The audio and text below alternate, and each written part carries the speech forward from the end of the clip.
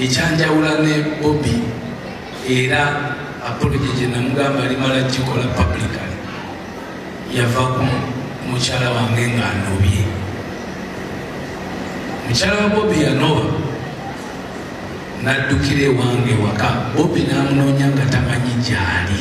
Wawe yanoba nga yajjanga wange nga nze bw'ajja ngamba ono kakkanya omuntu making sure addayo nga Babi addayo.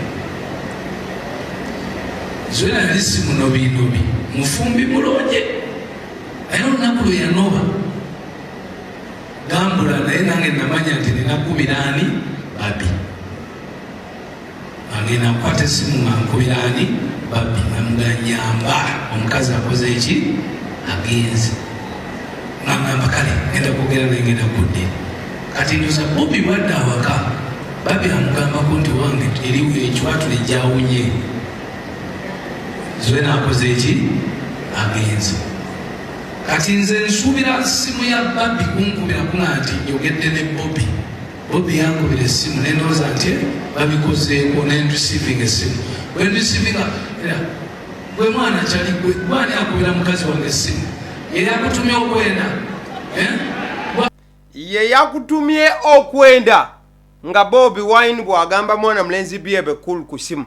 Bebe Cool agamba nti obukyayi bwonna bwalina n'obusungu n'ekiruyi kyawulira ku Bobi Wine byonna bifubutuka ku lunaku luno lwennyini ensonga za Zuena bwe zaatuukawo ye Bebe Cool byamutabula n'ese kutabula yenna. Bebe Cool agamba nti si music nga we muwulidde beeyimbira boggolako bafudde n'ebisigadde. Bebe Cool agamba nti ebyomuziki asobola okusonyiwa omuntu ne bwe kyatuuka ku Zuena Bobi Wine eyiye basime era akutumye okwenda nali ku ssimu eyo nenjireka nayogera buli kimu nga bwe yali ayagala okukyogera n'okumpisaamu amaaso. Naye jjukira nti ku ssaawa eyo nga nze mbala mirundi emeka mukyala we gye yanoba nga ajjawa ewange nga muzaayo oluusi bannayuganda mbeera mwagala nnyo okudiginga amazima gye muba mwagala okugajja. Kati leero ngaba wadde naye nakyala omwana oyo era nze Bebe leero nkibagambye bino ebya musiki ebyo nga nkukyaliraki ebyo amaloboozi ganagaggwawo enkya neggulu naye okusinziira ku bye nali nkoledde omulenzi oyo ku nsonga ey'amaka agange ne bwataali bikoze ne bwe bataali ku byessimu yali talina kujja kwogera nange mu kutu kuŋŋamba kumbuuza nti lwaki nkubira ani mukyalo ate nga ye yaŋŋambanga nti agenze nze ngeno ŋŋamba Zuena sisiitira omuntu akole ki addeyo abantu babi.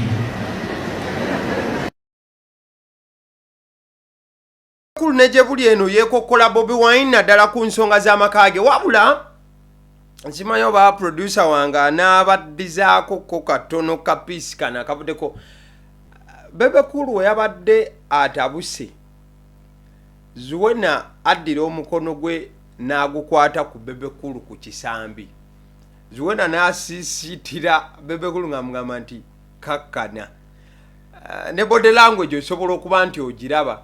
Zuena ayina engeri gy'atunulira Bebe Cool n'amukwata wano wansi ku kisambi ng'amuwooyawooya ng'amugamba nti kakkana.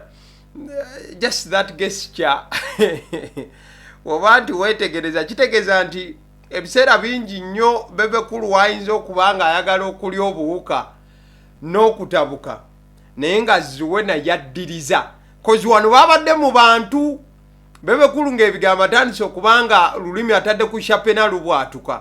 Zuena n'amuteekako ati omukono ku kisambi n'amugamba daddi biyata totabuka nnyo ojja kuvaawo ojja kusukkawo olina okubeera nti ebigambo tebiyitabuke nnyo.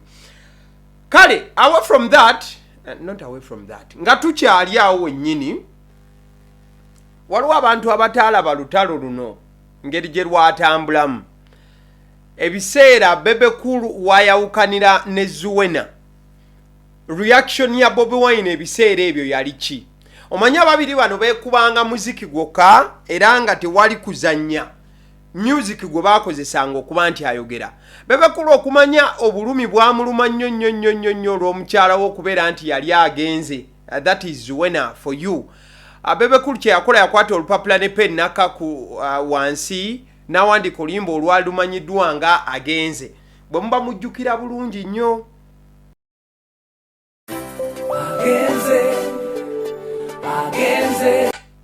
So Bebe Cool wamaliriza okufulumya oluyimba luno olwagenze, Bobi Wine kye yakola gye wandiise nga retaliation. Bobi Wine yakoma wali ku ku phone call eyo gye yakuba n'ayogera ne Bebe Cool. Bobi Wine yakola video nga bolaba akantu ako, yakola video n'afuna guy afaanana nga Bebe Cool.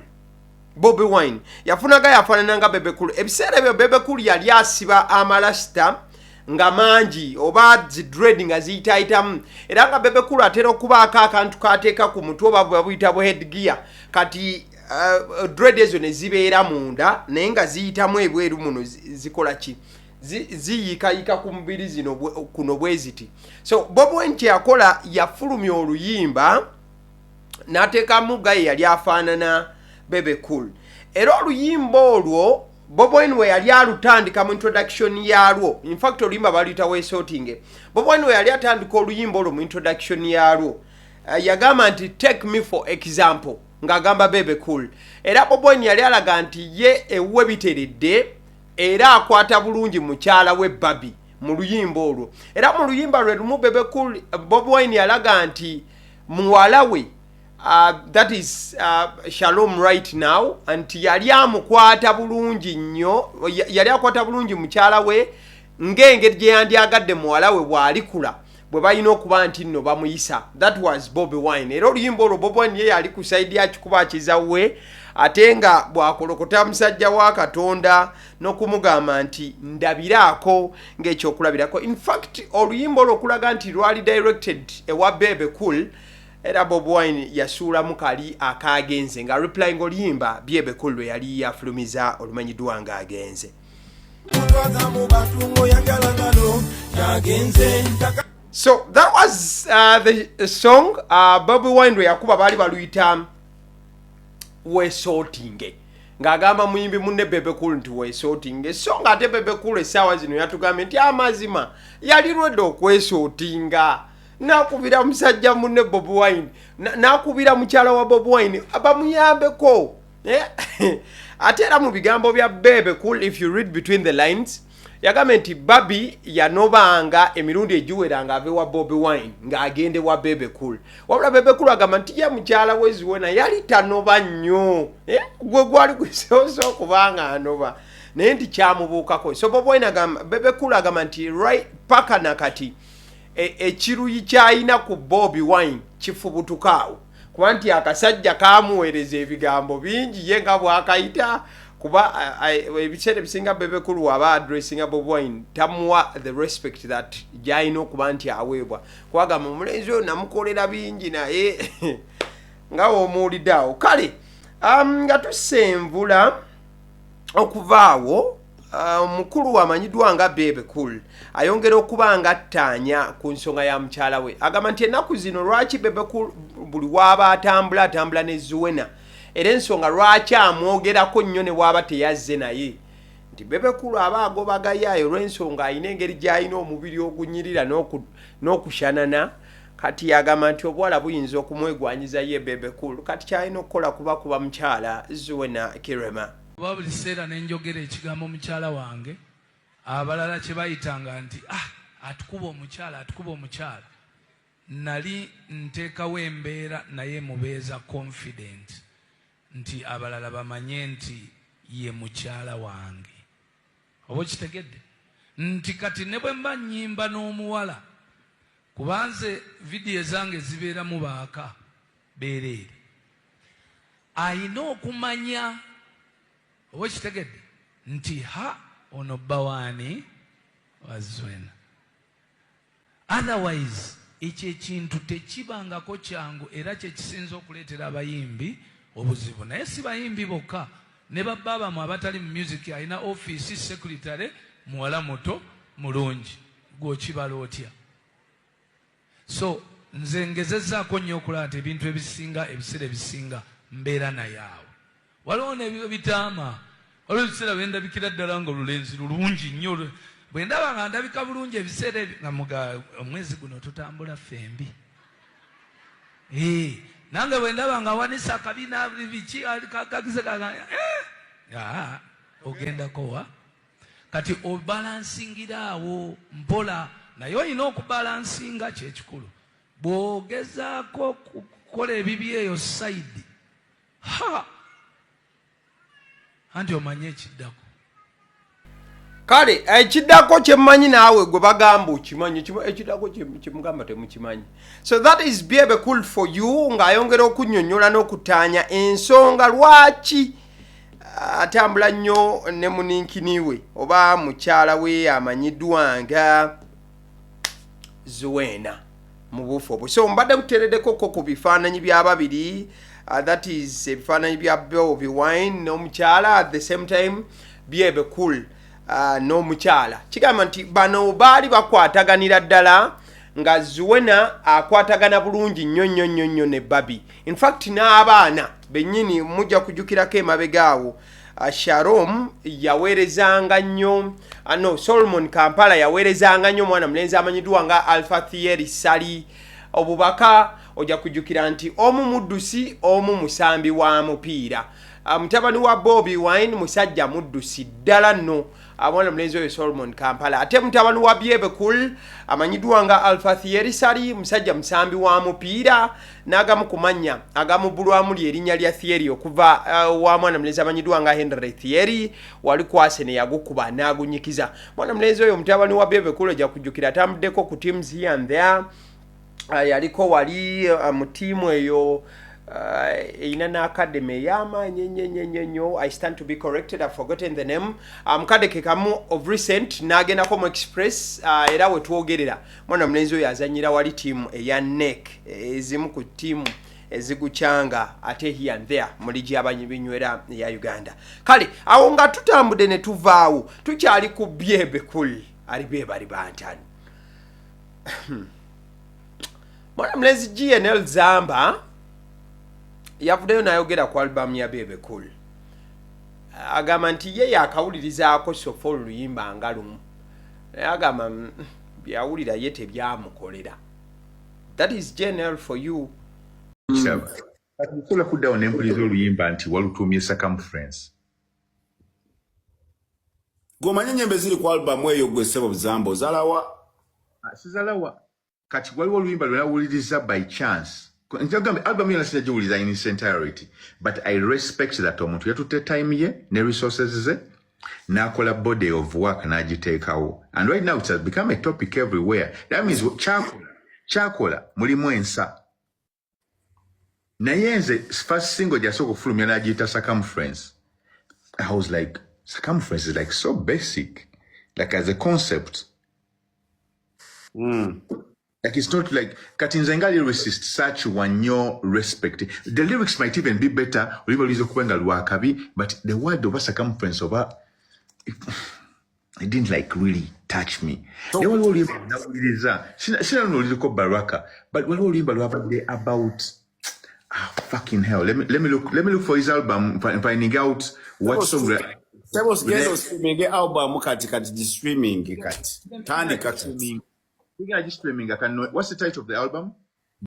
So, the title of the album mwana mulenzi amanyiddwa nga GNL yabadalaga nti ne album tagimanyi bulungi. Wabula agamba nti ye akawuliza akayimba ka circumference, naye agamba nti ye concept teyabitegeera n'akamu. Asima Bebe Cool okuba nti Bebe Cool yateekamu omusimbi n'okubeera nti project yagiyimiriramu. Wabula agamba nti ye tannaba kubanga ategeera album eno. Agamba nti ye nga lyricist oba abantu abawandiisi ba lyrics oba ebigambo ddala ebisengeka obulungi, ye GNL agamba nti waawuliriza oluyimba nga circumference ne kigambo circumference agamba it is so basic. nti tawuliramu wow factor nti oba waliwo ekintu ekyenjawulo kye baakoze n'agamba nti oba Bebe Cool yakoze ekintu ekyenjawulo ku album eno.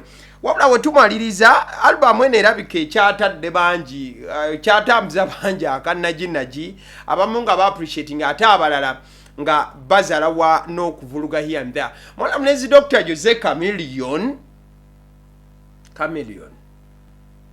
abadde ku Comedy Store emirundi ebiri mu weeks 2. Comedy Store ye Alex Muhangi. Alex Muhangi ne Bebe Cool ennaku zino tebali makambugo. Kati mwana mulenzi Chameleon we yajja omulundi gwo gwasooka ku Comedy Store mu weeks 2 zenjogerako. Yajja ayambadde ekitanvuwo oba yajja ayambadde olugoye olwali olulalamuko. Olugoye luno lwalinga sikaati. In fact yali sikaati okutwaliza awamu ne ku bantu nga we bagitunulira ne bagyetegereza. Chameleon yajja ayambadde olugoye nga lulinga sikaati mukwano gwange.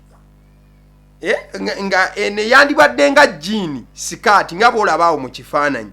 Kati eyo show Chameleon bwe yajja bwe yavaawo Chameleon agenda okuvaawo nga ekiteeteeyi ekyo abantu bakyogeddeko nnyo oba sikaati eyo nga bagyogeddeko nti Chameleon mwamulabye. Kati Chameleon bwe yakomyewo ku Comedy Store yakoze statement abangi gye bagamba nti yabadde akuba album ya Bebe Cool. Olw'ensonga nti we twogerera ennaku zino Bebe Cool yabadde ayinako album etambula era buli omu gy'abadde ayogerako Break the Chains. Kati Chameleon bw'akola statement ng'ekwatagana ku album bangi baba bakyogera butereevu nti yabadde akuba Bebe Cool direct ne album ye. Wabula Chameleon mu kwogera yakitwistinze n'akijja ku Bebe Cool n'akikasuka ewa Wizo. Of which bangi bakimanyi nti essaawa zino Wizo abadde talina album ejjudde gy'ogamba nti gy'atambuza. Listen to this. Wano yangamba ngo ekiteeteeyi kyatunda okusinga album.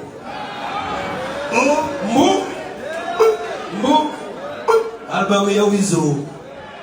Owai. Tumuleta mitawaana. Owai. Yatunda. Owulira bw'amaliza agamba nti album ya Wizo temundeetera mitawaana. Bada bangi bwe bakitunulamu wakati bagamba nti engeri gye kiri nti Chameleon yabadde ku Comedy Store. Comedy Store ya Alex Muhangi. Ate ebbanga lyonna Bebe Cool yabadde asinga okuba nti ajja waawo n'akubira ddala ne Sekukuba yenna nonta until we baafuna obutategeeragano kakkana kipayopayo nga bali mu kooti. Era emisango tegyatambula bulungi nnyo ku side ya Alex Muhangi. Kati kitegeeza nti ati si yenna okulinnya ku stage ya Alex Muhangi nayogera ekintu ekisobola okuba nga kifo ebya Bebe Cool kiba kikola nnyo olw'ensonga nti Alex Muhangi tebakyali makambugu na musajja. Kati bw'ojja ku stage Alex Muhangi automatically okusanyusa Alex Muhangi olina okwogerayo akantu nga kalina engeri gye kayise eggaali mu mwana mulenzi amanyiddwa nga Bebe Cool ali bwe bali bana. Kale away from that akalulu kafuusa akalulu mutayi wange akalulu kafuusa akalulu. Video gy'olaba essaawa zino ya mukulu amanyiddwa nga Kironde Yasin. Kironde Yasin yeesimbyewo okitegeera side z'emawokota South. Kironde Yasin yakoze ekintu ekyenjawulo. Yatandise okuba nga ayita mu bantu bayagala okukiikirira nga ali mu Range Rover. Wabula si Range Rover emu mukwano gwange vako eya white gyalimu waliwo endala ezikulembedde eza black n'ebika ebirala. Literally omuntu n'abuuza nti bannange omusajja azze kwesimbawo naye yaleese oluseregende lwazi Range Rover nga zisimbye bwe ziti.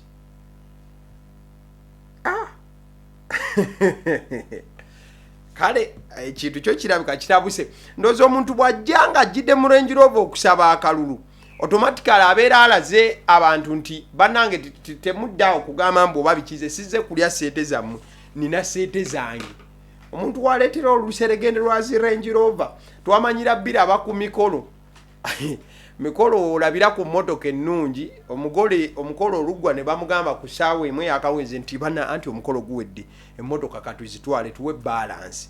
Kale olunaku olwaleero njagadde tukube mutoki ku entertainment industry yaffe tutunulemuko kuba artist baffe oba aba celebrities baffe we bali ne we baali.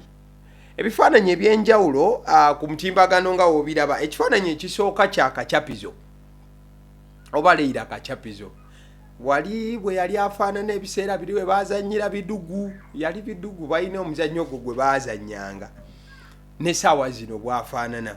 Bwe tuva ku leira kacapizo oba leira kalanzi amanyiddwa nga kacapizo, bwe tuvaawo mwana muwala Diana Nabatanzi, ebiseera ebisinga bagamba nti buli muntu waba ayagala okuba nti akosa Diana oba okumukuba nti baleeta bifaananyi bikadde, batera abaana okutambuza ebifaananyi ebyo baba waliwo ababa bamulima mpindi ku mabega. That is Diana now, very very beautiful. N'ebiseera biri she was beautiful naye nga akasente tekanalabika. Bw'ovaawo mwana muwala amanyiddwa nga Linda Den, bw'olaba ekifaananyi kiri ekikadde n'ekyakati oyinza okugamba these are two different people. Kana kawala ng'ensimbi tennaba kubanga eyingira mu nsawo naye kati bintu byakyuka nnyo. Farida Nakaziwe, the times ebiseera biri neera ndowooza yali ali hambo paka nakati ne bwakyali, lwakuba nti ye bw'omutunuulira mu fesi takyuka, bw'abadde bwakyali era bw'alibeera ebbanga lyonna. Anteira omujjukira bulungi wali ku Bukedde TV n'avaayo n'agenda kusanyuka TV, omulaba ebiseera biri. I think that is the time nga bakyalina ekkerekere ng'obulamu bakyabutambuza wali ku Bukedde, then oluvannyuma ensi yakyuka kyala avaayo ne bagamba wow Gabintate ekifaananyi ekiriwo ekikadde ky'ekyomu buto ddala. Naye w'otunula Gabintate omuto n'omukulu oyinza okuba nti tolaba njawulo. Ndowooza ye muntu gw'ogamba nti bwe yali bwakyali abadde bulungi. Ndowooza ebbanga lyonna Anatalia Ozi mujjukira bulungi wali Sanyuka TV ne NBS, akafaananyi kali ndowooza y'omu ku baawerekeranga ku mikolo babayitanga bafulawa gaalo. Ndowooza kakafaananyi yali fulawa gaalo ku mukolo ogumu mabega eyo. Now the lady that she is, oba ebyobufuzi anaabiddamu amanyi yesimbawoko mu kisanja kiri, but this time round sinnalaba posta yadde okuwulira ekintu kyonna, ne kadi ezinonebwa ku bibiina ebyenjawulo sinnamulaba nga anona. Zahara Toto ndowooza takyukakyuka asigala y'omu luli na luno ebbanga lyonna. So those are some of your celebrities essaawa zino b'oyinza okuba nti ocelebratinga naye nga tomanyi bavaawa, obulamu bwali babutambuza butya back in the times ne kati. Wetuli kati olunaku olwaleero nga sinagendako mu sports, njagala kukuwaayo akantu kano. Abantu abalabi oba abawulirizanga ennyo ebbaluwa ya Lady Titi, kati ayitibwa Titi still kati ali ku Chabasa, ebiseera bye yabeerera ku BTFM we muba mwawulirizanga nnyo ebbaluwa eyawulizanga ebbaluwa ya Lady Titi. Just kankuplayingire video eno omanye oba bye wawulirizanga, oba wakaabanga maziga nga owulidde abantu abalina ebizibu omanye oba byali bya ddala oba kaali kawaani. Basawo bagenda ne bansinza muka amagezi. Abasawo ki? Abaganda bana bazo?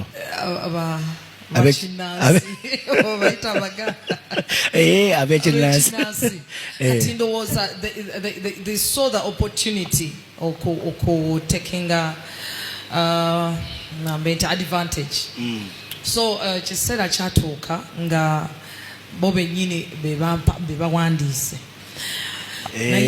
nga bakola ebbaluwa zaabwe. Naye bwe saagisomanga nekigenda ku level endala, so nga bateekamu nti omusawo nanyamba. Oba nengenda omusawo gundi nampa kino, kati nga ndaba ate oba wagenda noyambibwa nga nyinza ogizza ebbali, kati nenoonya the actual people. Kati ekiseera kyatuuka nga balaba still they are missing out. They involved me, kati nenyingira mu ddiiru nabo. So nga bansasula nengisoma, kati aweza ddala nezizza ebbali. Noziteeka wali. Nezizza ebbali, kati netandika okusoma ez'abali. That is the truth. So sente zali nyingi nga bakuwa akasente ya baluwa nagisomeranga akakadde kati ate nga baluwa za buli lunaku kati mu wiki nga nkola $5,000,000. Okay, meantime nakolanga ekyo nga management temanyi because yo yalabanga gamba bali obviously wegali naye nga nze eno oyite eno noonoonya munakuwa sente ezali nyingi nno ante ekiseera kyatuuka nga olina gw'olinawo nga wakakadde ate olina janaga gwe sooka omugyewo ekyange tekirinda kati kangwakamu ekitundu oli aveewo kati twatuukako ekyo. Anyway, all in all everything works out for the good. Kubanga ebbaluwa ze walabanga ze wawulira ku radio n'okaaba amaziga n'ogamba munange bweyamala nagende omusawo yannyamba era ekizibu nakiwona. Ennamba y'omusawo yali 077. Kale ndowooza mwewuliridde Lady Titi mukimanyi yali w'amaanyi nnyo ng'era ebbaluwa ezo azisoma ne sekusoma yenna. Yakawaŋŋamudde n'agamba nti ezo ebbaluwa ze mwalabanga bansasulanga busasuzi nga muli bateekamu akawaayiro munda nti ekizibu ekyo basooka ne basoma ekizibu ne kikaabya amaziga obamala ne bagamba nawona era omusawo gundi ye yannyamba kati olwo ne mwekulumulula nga mugenda ew'omusawo gundi. Kale away from that tugende mu sports tumalirize show y'olunaku olwaleero the night shift y'olunaku olwaleero. Kale abo tugendako mu byemizannyo olunaku olwaleero teams eza Premier League ziri mu kusayininga abazannyi. Olunaku olwaleero nkuleetedde ttiimu 20 eza Premier League ne record signings ezizze zikola mu myaka gyonna bukya Premier League ayitandibwa okuyitibwa Premier League. Ngamba ebbeeyi ttiimu yo gye yali etunze omuzannyi oyo nga yakyasinze okubeera ow'ebbeeyi ku ttiimu. Ettiimu tugenda ziva mu alphabetical order. Tutandise ne Arsenal. Arsenal yatunda Alex Oxlade-Chamberlain mu mwaka gwali gwa 2017. Okuva mu Arsenal genda mu Liverpool. Arsenal yatunda omuzannyi ono obukadde 35. Mu record ye muzannyi Arsenal gwekyasinze okutunda ebbeeyi ng'ava mu Premier League ng'ava mu ttiimu ya Arsenal. Gwe gamba omuzannyi Arsenal gwekyasinze okutunda ebbeeyi ye Alex Oxlade-Chamberlain yamutunda obukadde 35 ng'agenda mu Liverpool omwaka gwali gwa 2017. Ttiimu y'abannaffe aba Aston Villa batunda Jack Grealish ng'ava mu Aston Villa ogenda mu Man City bamutunda obukadde 10 omwaka gwa 2021. Ttiimu ya Bournemouth yatunda Dominic Solanke ng'agenda mu Tottenham Hotspurs ku bukadde 65 omwaka gwa 2024. Ttiimu ya Brentford yatunda Ivan Toney mu mwaka gwa 2024 ng'agenda mu Al Ahly yamutunda obukadde 33 mu emitwalo 6. Ttiimu ya Brighton and Hove Albion yatunda mwana mulenzi amanyiddwa nga Moises Caicedo yamutunda mu Chelsea omwaka gwa 2023 yamutunda obukadde 10-15. Bannaffe aba Burnley eno nga yazze era weri mu Premier League batunda omuzannyi amanyiddwa nga Wilson Odobert era nga bamuguza Tottenham bamutunda obukadde 25 n'obukadde 5 obw'ennyongereza mu bimanyi mu contract mwaka gwali gwa 2024. Ttiimu y'abannaffe aba Chelsea batunda Eden Hazard nga bamutunda ogenda mu Real Madrid bamutunda obukadde 89 n'ez'ennyongereza ezaali awo bwezityo mwaka gwali gwa 2019. Bannaffe aba Crystal Palace batunda mwana mulenzi amanyiddwa nga Aaron Wan-Bissaka yali agenda mu Manchester United obukadde 5 mwaka 2019. Ttiimu y'abannaffe aba Everton batunda mwana mulenzi amanyiddwa nga Romelu Manema Lukaku Bolingoli oba mumanyi nga Romelu Lukaku ng'agenda mu Man U bamutunda obukadde 75 n'ennyongereza zaali za bukadde 15 oba zoyinza okuyita add-ons mwaka 2017. Ttiimu y'abannaffe aba Fulham batunda mwana mulenzi amanyiddwa nga Alexander Mitrovic yali agenda mu Al Hilal obukadde 45 omwaka 2023. Bannaffe aba Leeds United batunda mwana mulenzi amanyiddwa nga Rafinha ogenda mu Barcelona bamutunda obukadde 55 omwaka gwa 2022. Bwe muba mujjukira season eyo Leeds we yeekaalisa wabula oluvannyuma ebintu tebyatambula bulungi kakanange saliddwako. Banafe aba Liverpool batunda Philippe Coutinho ng'agenda mu Barcelona obukadde 142 mwaka gwa 2018. Tiimu ya Manchester City Juzi Joli abalamu yatunze bwana mulenzi amanyiddwa nga Julian Alvarez yamutunze mu Atletico Madrid bukadde 6.4 n'ennyongereza za bukadde 17.10 abazo oyinza okuyita add-ons mwaka 2024. Banafa aba Manchester United batunda Cristiano Ronaldo yadagenda mu Real Madrid obukadde 8 mwaka gwa 2009. Newcastle United yatunda mwana mulenzi amanyiddwa nga Andy Carroll okugenda mu Liverpool mwaka 2011 ate era mukadde ke kamu netunda Elliot Anderson okugenda mu Nottingham Forest 2024. Abazannyi bonna babiri buli omu ng'atundwa obukadde 35. That is a record selling oba record selling y'abanafu aba Newcastle. Nottingham Forest yatunda mwana mulenzi amanyiddwa nga Brennan Johnson ono yali agenda mu Tottenham Hotspur bukadde 47 omwaka gwa 2023.